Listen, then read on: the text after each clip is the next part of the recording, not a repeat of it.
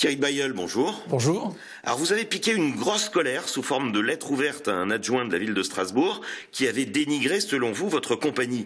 Est-ce que les choses sont rentrées dans l'ordre aujourd'hui?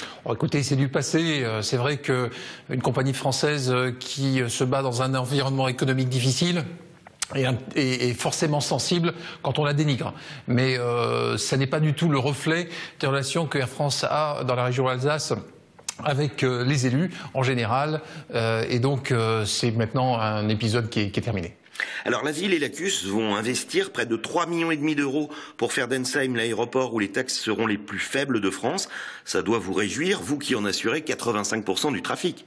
Oui, écoutez, même si c'est au prix de l'arrivée de nouveaux concurrents, je pense que c'est une très sage décision qui a été prise par les institutionnels d'Alsace de baisser la taxe, dans la mesure où on en a vu des effets immédiats. D'une part, Air France qui a augmenté considérablement sa capacité l'année dernière avec des nouvelles routes et de nouvelles destinations, mais aussi l'arrivée de nouveaux entrants qui sont des concurrents.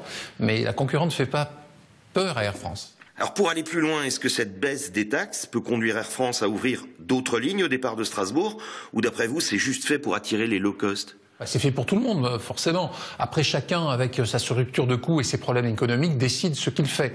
Donc, ça fait venir effectivement des nouveaux entrants, low cost ou pas, et ça peut donner des idées à Air France. Ou à Hop, par exemple. Hop, que je représente également, ouvre donc cet été un bi-quotidien, 2 vols quotidiens vers Montpellier, au départ de Strasbourg, direct.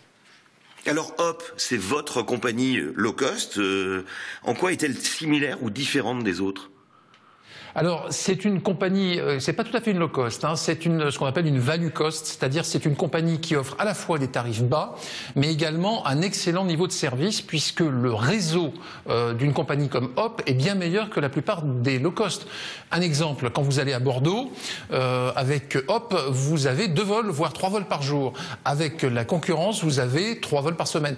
Donc vous voyez que c'est non seulement une compagnie pour des tarifs bas, mais aussi pour les hommes d'affaires qui ont besoin d'aller 1 jour et demi, 2 jours à une destination.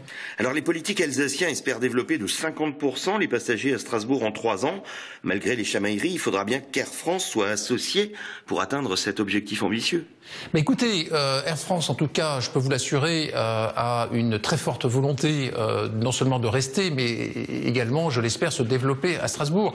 Le juge de paix de cette affaire, si vous voulez, c'est la situation économique, parce que finalement, l'activité aérienne est directement liée au dynamisme économique d'une région.